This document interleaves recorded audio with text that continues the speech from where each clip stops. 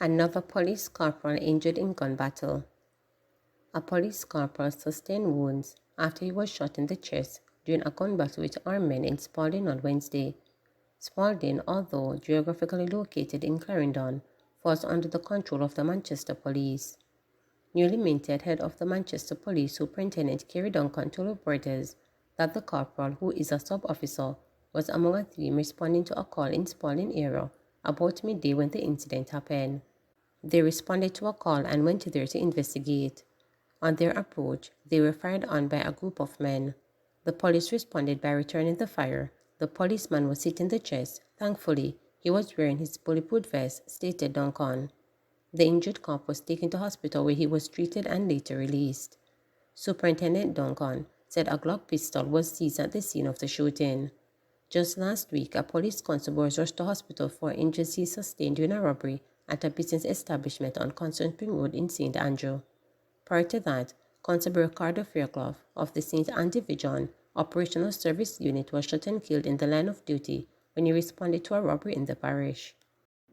Charges expected to be laid by police against Irwin High School students involved in the fatal stabbing of their schoolmate last week. Charges are expected to be laid today against the Irwin High School students who were involved in the fatal stabbing of their schoolmate last Thursday. This was confirmed by head of the St. James Police Superintendent Aaron Samuels. According to Superintendent Samuels, the charges are expected to be laid following the completion of scheduled interviews with the students involved. Last Thursday, 15-year-old Rennie Plummer was allegedly attacked by a group of students at the gate of his school. He was fatally stabbed during the incident. The student believed to be responsible for the stabbing was taken into custody after being brought into the police by his parents. PNP Dwayne Falls facing corruption charges.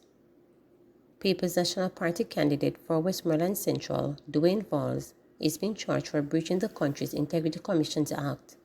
Reporters have confirmed that the IC Director of Corruption Prosecution has recommended that Falls be prosecuted. The recommendation that Falls be charged for breaching the country's anti-corruption laws is in connection with his 2019 statutory declarations. The adverse recommendation against Falls is in connection with a finding by the IC that he breached a section of the Integrity Commissions Act which requires him to provide information to the Anti-Corruption Agency. A report detailing the allegations against Falls was tabled in the House of Representatives. Mr. Dwayne Falls is a former Member of Parliament for Westmoreland Central. Following the report, there were questions in the public domain about whether or not Mr. Falls was among the illicit six, despite claims by opposition leader Mark Golding that none of his party members were being investigated. Speaking with reporters, Mr. Falls said the IC stated that the illicit six are being investigated for illicit enrichment, but his case is about non-filing of documents. Mr. Falls said that he has been trying to clarify the situation. He said it is very sad and disheartening that he could be charged for non-submission of documents which he submitted and which he has proof that he has submitted. Well, the information I got initially was that those 6 persons are current members of Parliament. That's the information I had got. So, and as you would have read in their statements about me, my case isn't about illicit enrichment. My case is really about non-filing of a particular document which I did file. So I wouldn't have nothing to do with that illicit 6 argument that has been going around. I'm still also awaiting to hear who those persons are. What I've been focused on since that came out yesterday is actually just putting the facts on the table and letting people know exactly what really happened. Because I'm being charged for non-submission of documents which I already submitted and which I have proof that I've submitted. So it's really sad and disheartening to know that they could have put out something like that, even after knowing exactly what the situation is. So I've not really contemplated on my next move going forward, to be honest. I have just been focusing on getting the facts out there so people can know what the real situation is. Agriculture Ministry taking steps to ramp up production of leafy vegetables amidst anticipated impact for drought. Agriculture Minister Floyd Green said steps have been taken to ramp up production of leafy vegetables across the island. This as the production of vegetables is expected to be impacted by current drought conditions. The country is facing a meteorological, hydrological, and agricultural drought, which is anticipated to continue until June. Noting the impact the drought could have on farmers, Mr. Green said that in addition to trucking of water to farmers in need, measures are being undertaken to increase the supply of items which could be impacted. Mr. Green said, however, that farmers are better prepared to deal with drought conditions now than they were in the past.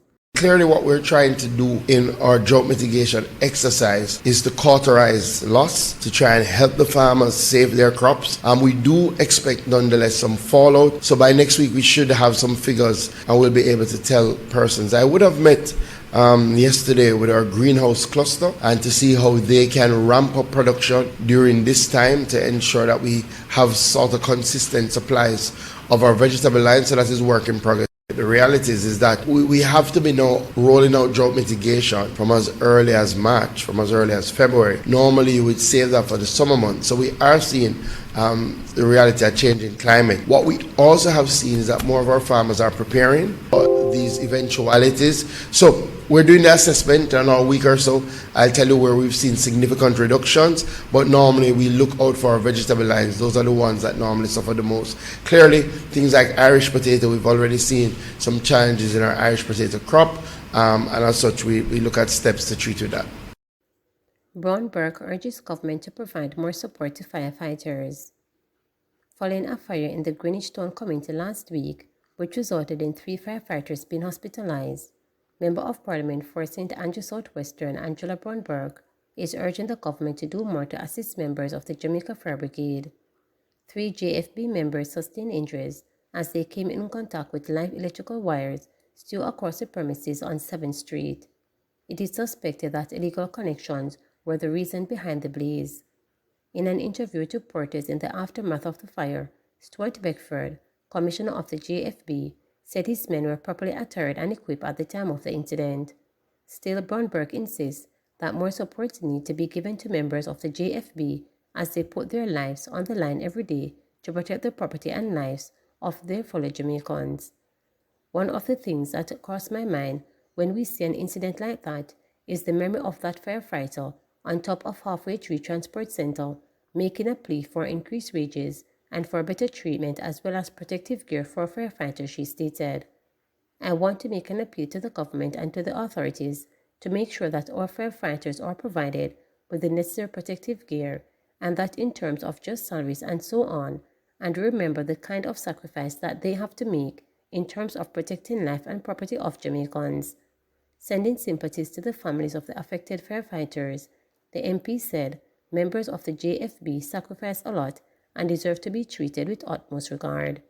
Sympathies goes out to the family and to all the men as well who were injured, and a plea of course to the government to make sure that we treat them the way they deserve to be treated based on the work that they do, she stressed. Meanwhile, remembering the victims of the fire, Bruennberg said she along with councillors in the area have already pledged to provide assistance to those affected. Alleged human traffickers walk free. The St. James Circuit Court decided not to offer any evidence in the case of 3 St. James residents accused of coercing 2 females into indecent acts 5 years ago due to the complainant's reluctance to appear in court. Leonie Ricketts, Lisa Shea White, and Jerome Murray, all of St. James' addresses, were charged with human trafficking, living off the earnings of prostitution, and facilitating the trafficking of a person.